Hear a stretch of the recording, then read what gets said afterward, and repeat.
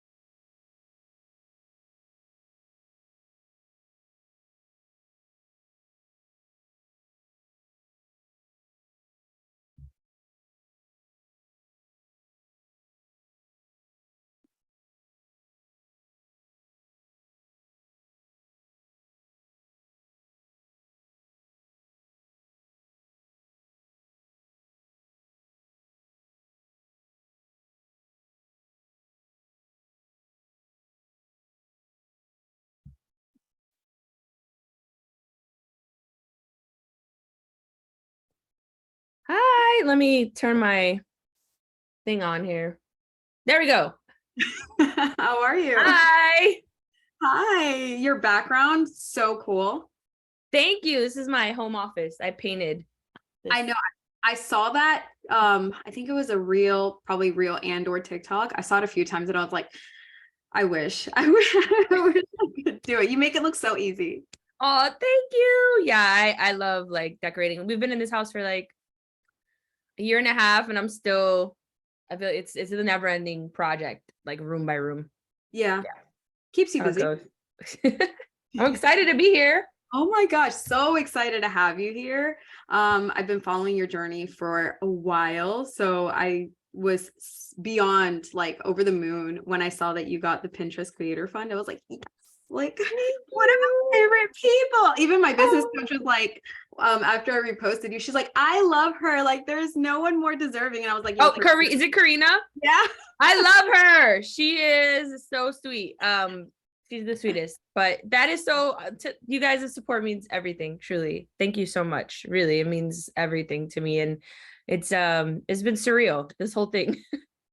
I'm excited to jump into it. I already did my intro and everything off camera. So we're pretty much just going to jump right into the conversation. I really want to hear about, how did you get started as a content creator, as everything that encompasses pretty much your business between wellness and even like the homeschooling of your son? Like, where did you get started? Okay, so feels like eons ago that this happened, but so I would say it really started when I was pregnant with my son.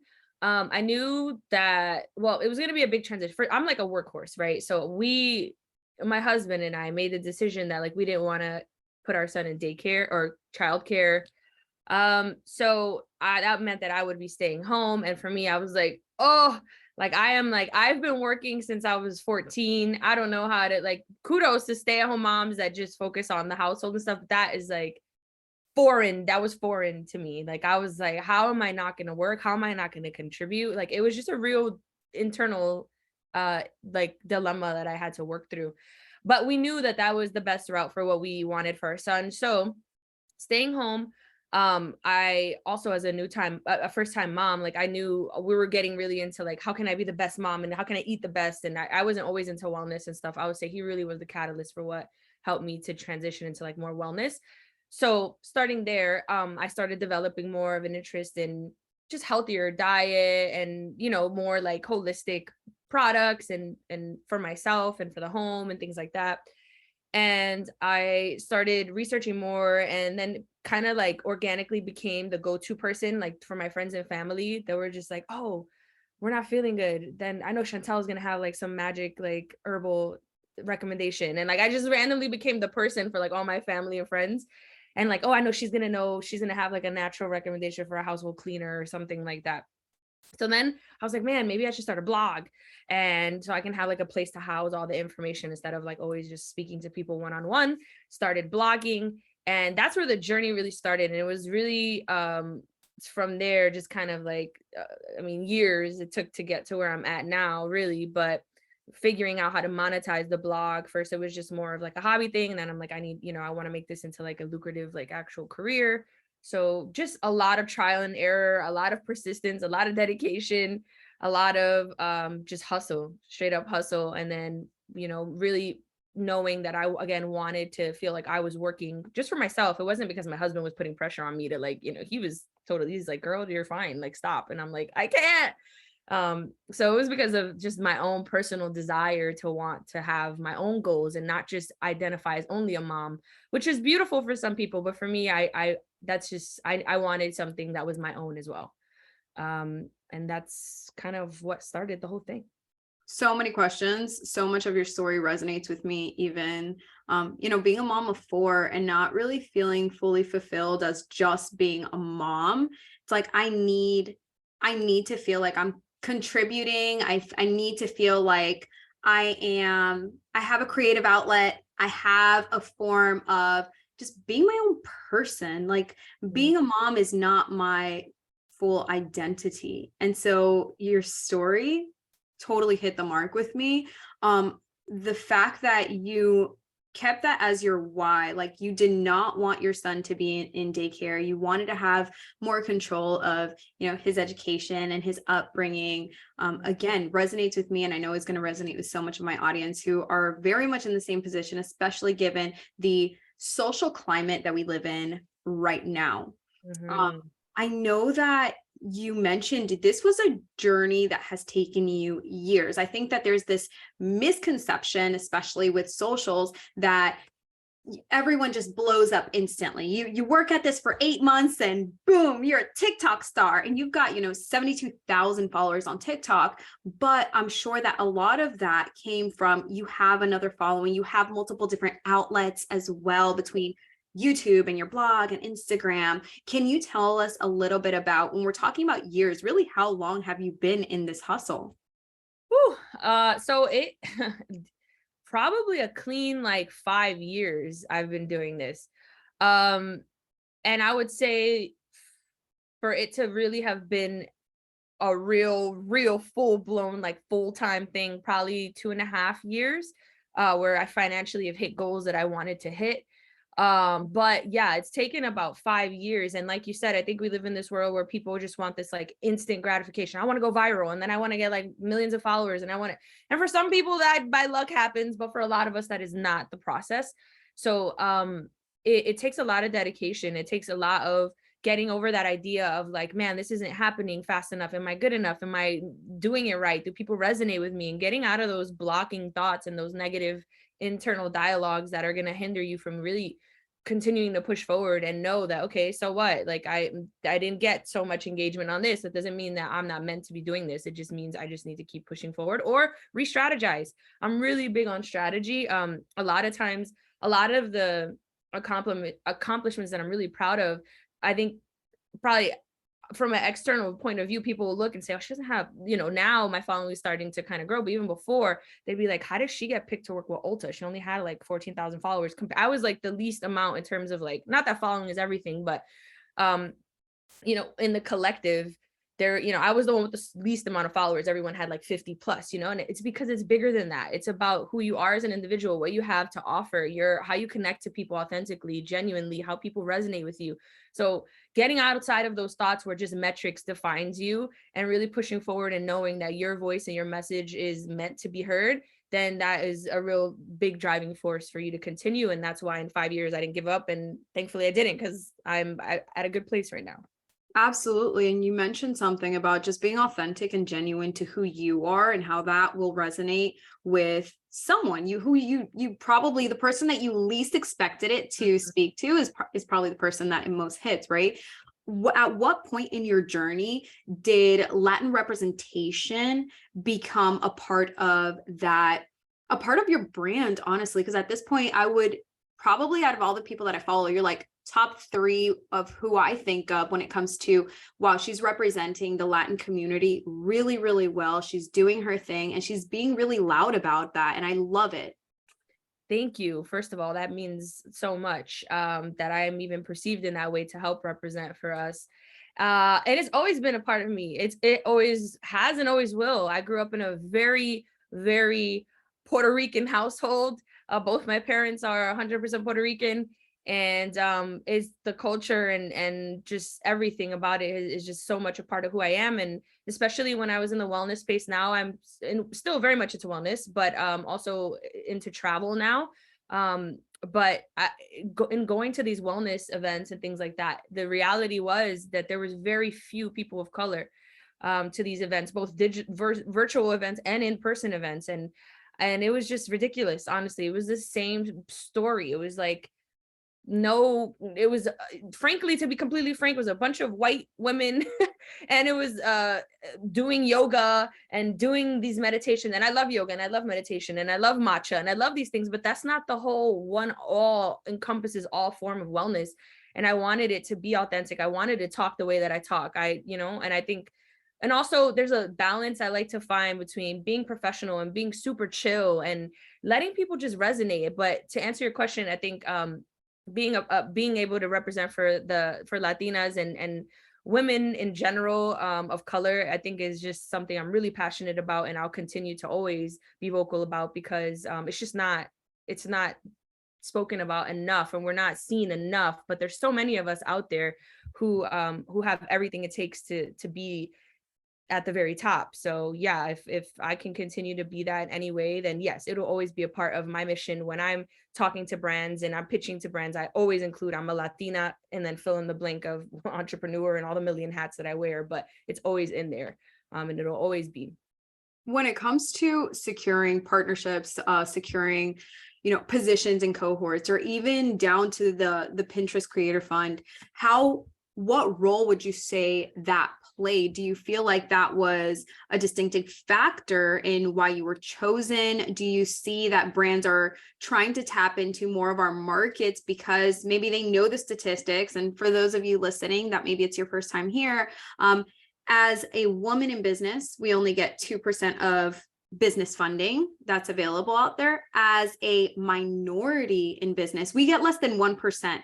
Mhm. People like myself, people like Chantel, we are so lucky that we're both. So Yeah, exactly. Exactly. we're pretty, the chances are even lower for us to get the money that we need to grow these visions that have been deposited and, put in our responsibility. So how important would you say pitching that you are a Latina entrepreneur, and like you said, all of the other roles that you fulfill, how important would you say that was?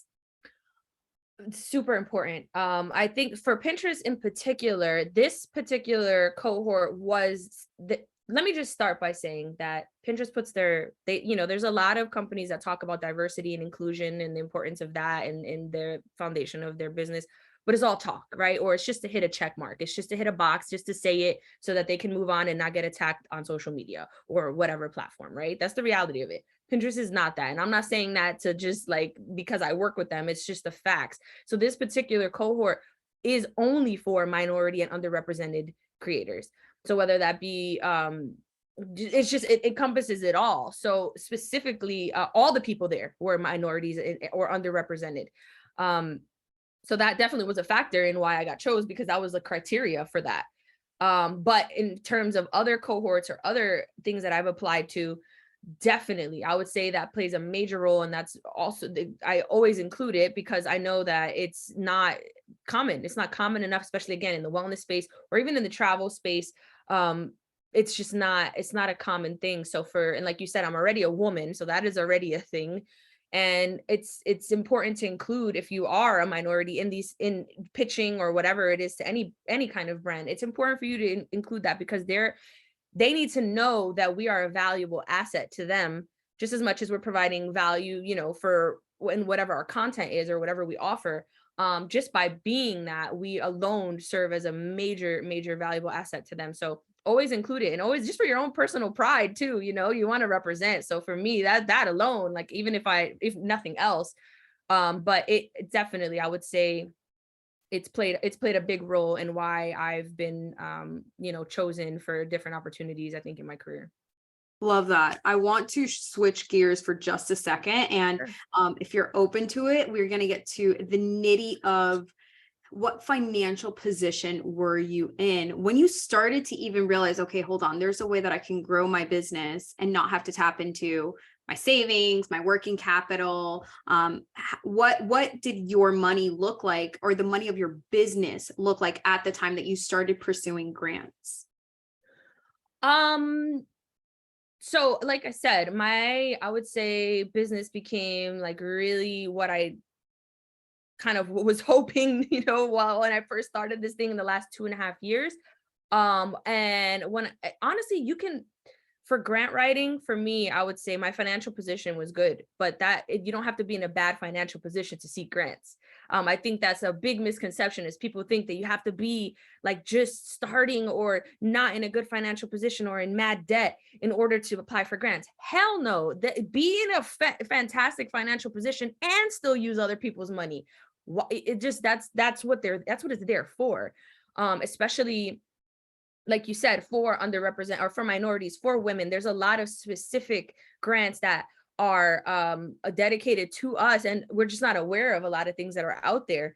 So my financial position was, again, it wasn't that I wasn't in a good place. It was just that I knew if it was out there and it was available to me, then I was going to capitalize on it and apply. And that's just my position on any funding out there. Yes. How do you find these opportunities? How do you get the access to these grants or these cohorts and accelerators and et cetera? So I am so big on joining every possible everything. So like if, for example, Pinterest offers a creator community. This is a free newsletter that they offer with different tips and strategies for content creators. They offer webinars. They offer different things. I join them. There's influencer platforms that offer webinars on different strategies and things. I join them all. The last thing you want to do, even when you feel like you're successful, because I would consider myself to be in a successful place with my business, I never stop learning. The last thing you want to do is feel like you're at this comfortable place where, oh, I'm too good to attend a content creator, in my case, regardless of whatever your niche is or what your, business is. But for me as a content creator, oh, I know how to edit videos very well. Why would I attend that? Absolutely not. There's always something to learn. And with that mentality, I join all these things. And that's where that's where I'll find a lot of these opportunities, where things will present themselves. Another strategy is that I will follow different people on LinkedIn. I think LinkedIn is a very underutilized platform, but it's basically like the professional version of like a Facebook. And you can find tons of people who work in different businesses, and there a lot of opportunities are posted. And just connecting, networking. I go to a lot of networking events. I'm very big on, this industry is a lot about the connections you make.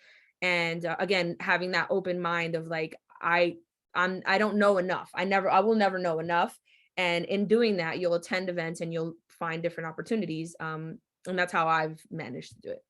Let's talk about networking events. I feel like it's been a buzzword again. I feel like this word comes around every so often. And right now people are starting to understand, hopefully, the value in having offline connections. I feel like they are just as important, if not more important, than the online connections that we form on an everyday basis on social media, on LinkedIn, via all these different streams. What is your rule of thumb when it comes to finding, choosing, and following through with a networking opportunity?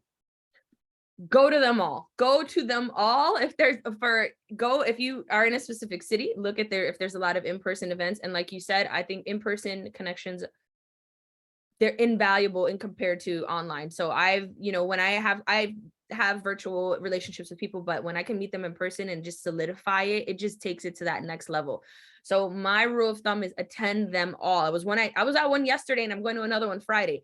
I will always be that person. And you have to also, even if you feel like you don't belong there, or we tend to get this imposter syndrome when we go to certain events and we're in certain rooms with people where we're like, man, they're way more established or way more.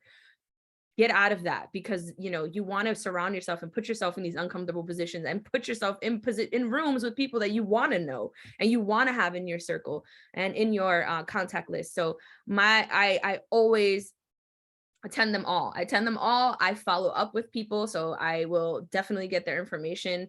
I'm one of these people, if I go to like a press trip or a media event or something, I'm always the last person to leave. Like if that person, for example, I was recently in New York for a press trip, and after the event was over, then some of the execs were still there and we're just casually talking and like kind of like cocktail kind of vibe.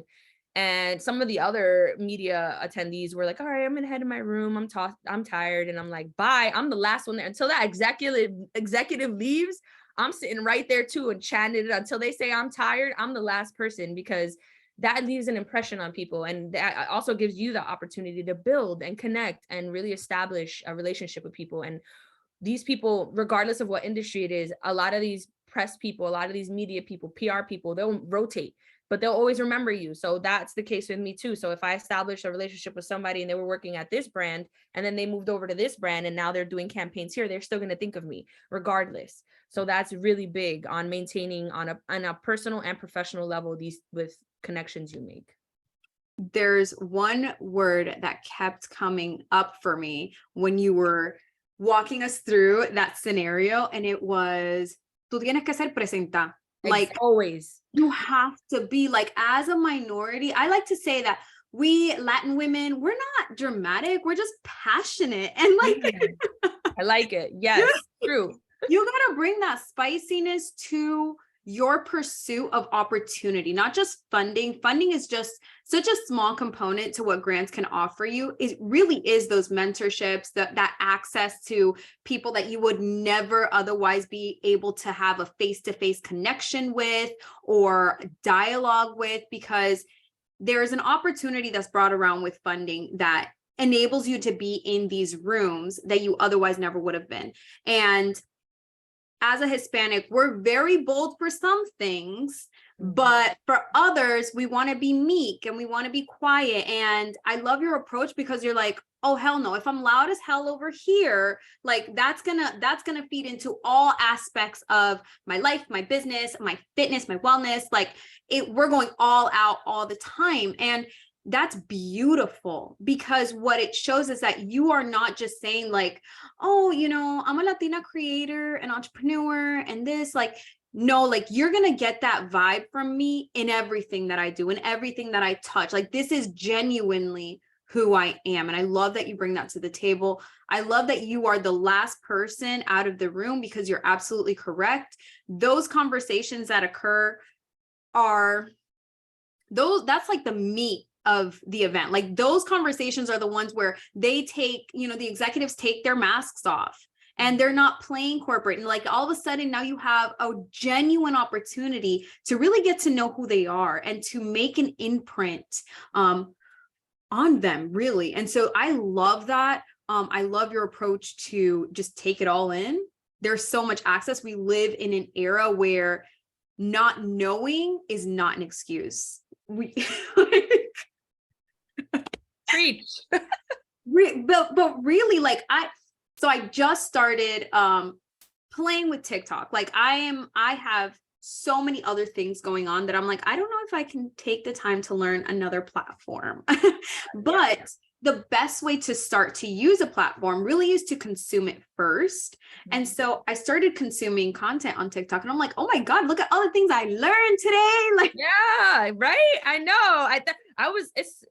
At first, I was the same way. When it came out, I'm like, hell no. Like, here we go with another kiddie social platform doing dances. What I look like. I mean, I like to dance and vibe, but I was like, how does this fit into my business model? How does this fit into what do I have the time and energy and attention focus for this? But then, yeah, like you said, then you get on there, you're like, oh wait, now I know how to like change this and this and this. What I didn't even know. It's like grown people stuff too. It's not just like. Yes, that was definitely me. Like, I'm not going to sit here and try and figure these dances out. I don't have time for that. Yeah. But like, especially I started lifting, and I have found such a community on TikTok because it's not as curated as Instagram. Right. It's so much more laid back and so much, I don't know, like raw almost. And I love that. Yeah. Now I totally lost my train of thought. I got so excited about TikTok. Oh, I wanted to talk about the energy that you put forth from everything from your content to your grant and proposal writing, to even your business. What is your secret sauce to making sure that your energy is A1 when you are going through the motions and doing the things?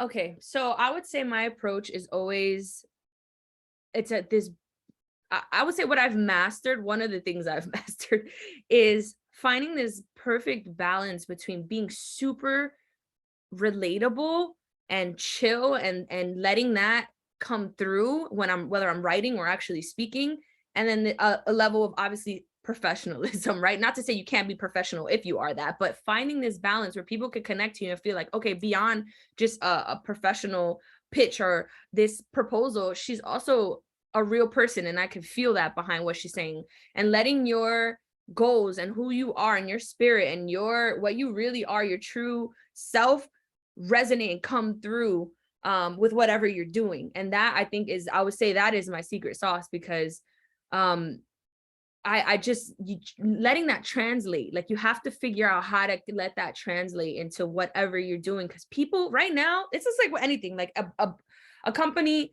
could have the best, I don't know, whatever, fill in the blank product, right? But then you find out who runs the company and you're like, I don't want to support them. Even if the product's fire, you're like, they're whack.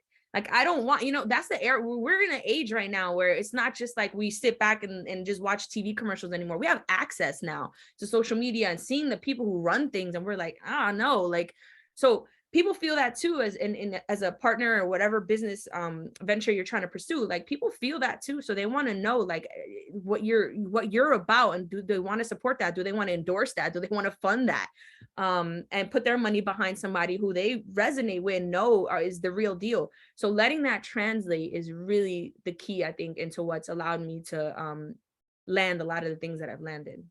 And how would you think, or how would you say that you've been able to master that? Would it be through your vocabulary? Would it be through, have you sought out like help for this? How exactly would you say that you were able to perfect that balance? No, so I have not sought help for that. I have a very big passion. So if we're talking about proposal and funding and writing in that specific area, I would say I've always had a passion for writing. My original major was journalism, and then I ended up switching to political science. And then I was like, man, forget all this. The more I learned about the government or the law system, and I was like, man, I'm out of here. And I just didn't finish college. But I've always had a major passion for writing. And I think beyond the writing though, it's connecting to people and understanding people's thought processes is the real key. So like if let's say somebody's writing or reading, the person in charge of who's going to select the individuals for the cohort, right? What would they want to be? What would they want to receive? How would they want to connect? Or if it was you in that position, let's say I was in the position where I could choose people, what would I want to see in an application? What would move me? What would make me feel like I need to select them, right? Putting yourself in that and not just step outside of you, right? Because we get caught up in who we are and our story and what we want and our goals and this and this and this. But then sometimes because of that, we just always, it's a very me. And it doesn't feel like what value, it doesn't feel like you're really telling the full story of what you're going to bring and why it's a good idea for them to choose you. It's just, you're so fixated on what you're feeling, right? But I think one of my tricks is stepping outside. So if we're talking about a grant or we're talking about cohort, what would they want to see? What would they want to hear in a story? What would they want to know about me that would make them feel like, damn, I feel like I connect to her. And then tapping into those parts of yourself and including that in a professional way. And it's worked.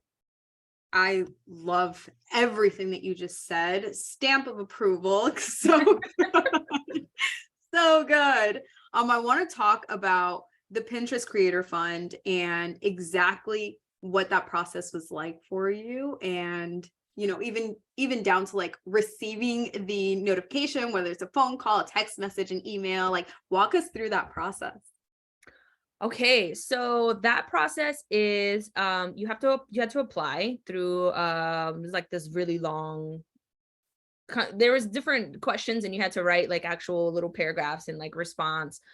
So I don't even remember what some of those questions were, but basically like why you would be a good fit. Some, you know, very general questions. Some of them are like, what are you truly passionate about? Why are you passionate about it? How long have you been in business? A lot of general questions. And those questions could be, you know, again, that's where I was saying, like, if I could just say, oh, I've been in business for 5 years and I'm passionate about wellness. And that's so basic. Like, what do you want to include that's beyond that? Yeah, technically, if we were just writing a paper, you'd get an A because you're answering the question, but it's like, are you really moving somebody? So anyway, the process was like that. And then they didn't let us know, I think like almost for a month or like 3 weeks or a month passed before they made the full selection process. And I remember getting the email from the team and they're like, I didn't know that I was selected. They were just like, basically, you know, we would love to speak with you about as a next step in your application. So I'm thinking it's like, oh, like there's a part 2. I didn't know, you know, like, okay, now we have to talk. And I'm like, oh, okay, I got this. They don't give you any context about what you're going to talk about. They don't give you any prep. Like, here's, you know, these are sort of questions we're going to talk about, nothing. So you go into it blindly and you're just, I'm like, I'm confident, man. And that's a big thing about being an entrepreneur is not knowing there's this, I'm all about balance, right? So have this humbleness to you, but be equally as confident, right? So like, I am so humble because I'll be the first one to be like, I'm here to learn and I don't know everything. But I'm the first one to also be like, I'm confident as hell. Like, you cannot tell me shit. Like I'm that. girl. You know what I mean? So, but also find that. So anyway, when they did it, I'm like, well, I tap into that side and I tap into whatever side is needed at that time. And I'm like, well, I'm it. Like, let's go. And then they were like, oh yeah, you were selected. I'm like, what? Yeah, it was just like, just a really surreal feeling, and it validates like all your hard work. And not to say, and even if I didn't get picked, that's another thing too. I do want to let me say this real quick. Even if you don't get picked, even if you don't get selected, don't let that be the only form of validation for yourself, because whether I got selected or I didn't get selected, I was going to still go hard anyway, and I was going to still be proud of myself anyway. Because you can't let those situations where things don't necessarily go how you hope to define you as an entrepreneur, and to let that be the dictating force for if you continue to keep going hard and push forward, or if you just say, this isn't for me, I guess I'm not cut out for this. Like, regardless, you have to believe in yourself. But in that moment, I was like, wow, this is awesome. They really resonated with me, and that felt good. And yeah, and just, again, having that moment of knowing, like, whether they told me yes or no, I was going to be confident. That's big. Yeah, because you could always apply for the next one. Even being in Exactly. the room with them, you could ask questions as far as like, well, what did you like about my application? What didn't resonate? And you could always get the feedback that you need to Exactly. come back. Because I'm the kind of person where, okay, I didn't get it this round. Let's talk about what needs to improve. I'm gonna be back next round. Exactly. Yeah, exactly. You See my have to have face. that mentality. Yeah, I think don't let that feel like a defeat. Like, I always tell, and this is something I tell my son too. I'm like, in this house, I was like, we never lose. We either win or we learn. That's it. Those are the only two options. That's it, So like you said, it's just really knowing, okay, what can I do to improve? How can I hone in? And maybe some people aren't confident in writing. Seek outside help, then that's okay too. I'm not saying you have to do everything and figure it out on your own. If that's not, play on your strengths and your weaknesses. If you know that that's just not your thing, then find somebody who can help and make your thing. That's also okay too in business. Recognizing when things are not necessarily to your strengths. But yeah, that Pinterest thing was a really cool thing. And to know that there were so many people that applied, and that they resonated with my application and my goals and what I wanted to get out of the cohort and help them represent the cohort. I mean, it was a big deal. It is a big deal for Oh, sure. absolutely. So many creators applied to that. It really speaks to your ability to articulate exactly where you see yourself going and what is going to help you get there. What do you foresee the Pinterest Creator Fund doing for you in your business in the next year? Well, what it's already doing, I was already invited to speak at a conference, to be on a panel for a Pinterest creator panel. And that so it's already doing so many things. And what's beautiful about it is the team is not, even though the intensive is only a 5-week program, you're part of the family for life. They include you for many opportunities to come. You're the first on the list and the roster in terms of consideration for different, whatever it is, different things they have down the pipeline. And I just see a community of people. Also, that's probably one of my favorite things about it too, is the connections that I make, not just in the Pinterest team itself, but in the fellow creators, and how everybody's just super dope. And everybody there is on the same wavelength of like wanting to be the best versions of themselves as individuals and in their business. And the fact that you even apply to that is already says something about what type of person you are. You know what I mean? Like, you're out there, you're seeking the best opportunities. Like, those are the type of people that I want in my circle. Those are the type of people I want to have conversations with, because you have the same mentality. I'm in an age right now, or not even just about age, but I'm in a point in my life where I don't have time to be around anybody who's just going to be a distraction. Like, you're either fueling me and we're vibing off each other, and we're being able to bring value to each other, or just, I love you but from a distance, bro. Like, I just don't have time. I'm just gonna take a second, because my audience knows I've been heavy on that. Yeah. We just don't have the time No. or the energy to allow anyone into our space that is going to be toxic, that is going to be an energy suck. Like, I need to grow. I'm here for a purpose, and I am on a mission to fulfill that. I'm on a mission to live out the most elevated version of myself that can possibly ever exist. Yes. And if you're not going to contribute to that, like you said, love you from afar. Like, yeah, we don't have time for that. You don't. And that's every successful person that you can study. They all have a similar, mindset. And it's like, get it done. If you're not on the same page, like, love you, wish you the best, but you're in my way right now. And I cannot have that. I need to focus. And yes. yeah. And it's paid off. Like, the results speak for themselves. The hustle speaks for themselves. Like I said, I've been watching you from afar for a long time at this point, and you can tell who puts in the work day in and day out, regardless of what life throws their way, regardless of what their bank account looks like. You can't fake discipline. No, same for you. I mean, that's why, like, I have one kid, and it's like, well, multiples.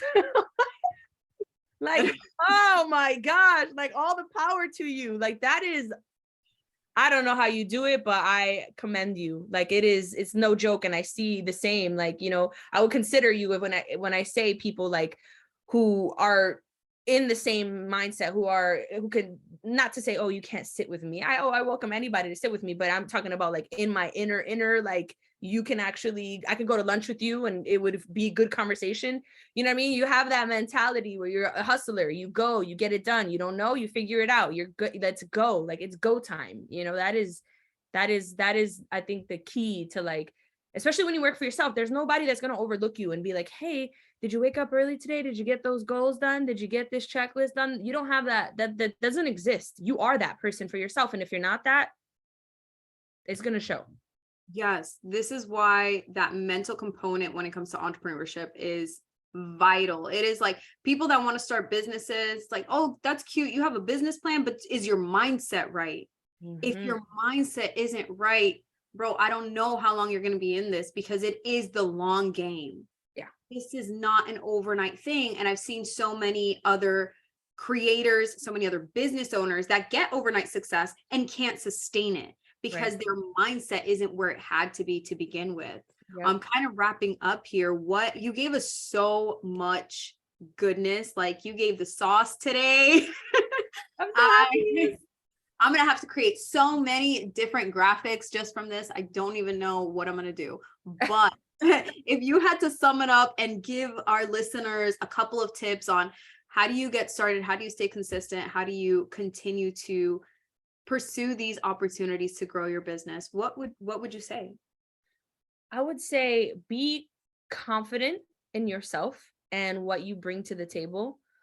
Be very grounded and rooted in your why, and let that be your driving force. Let that be the reason why you're consistent. Consistency is another one. Be consistent, even when it feels like it's not working out, even when it feels like the results are not happening fast enough, even when it feels like the opportunities are not coming to you enough. Be consistent, because eventually it will. I am living proof. I don't have a business degree.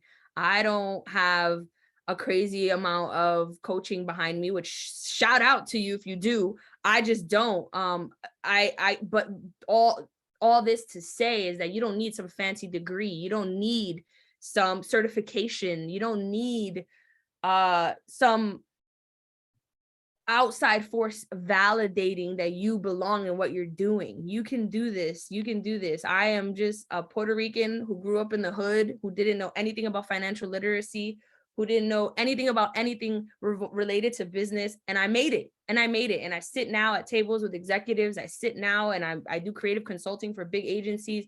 And I'm not shit. Like, I say it all the time. And I don't say it to say like I'm not proud of myself, but I'm not better than you. I am not greater than you. I'm not smarter than you. I'm nothing. All I am is I work hard. And if you work hard, you could be here too. It's really that simple.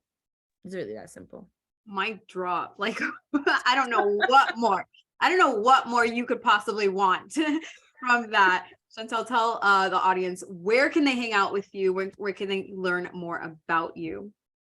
Okay. So different platforms. I'm pretty much everywhere. On Instagram, I'm Choose Love Art. On TikTok, I'm Choose Love Art. On YouTube, I'm Choose Love Blog.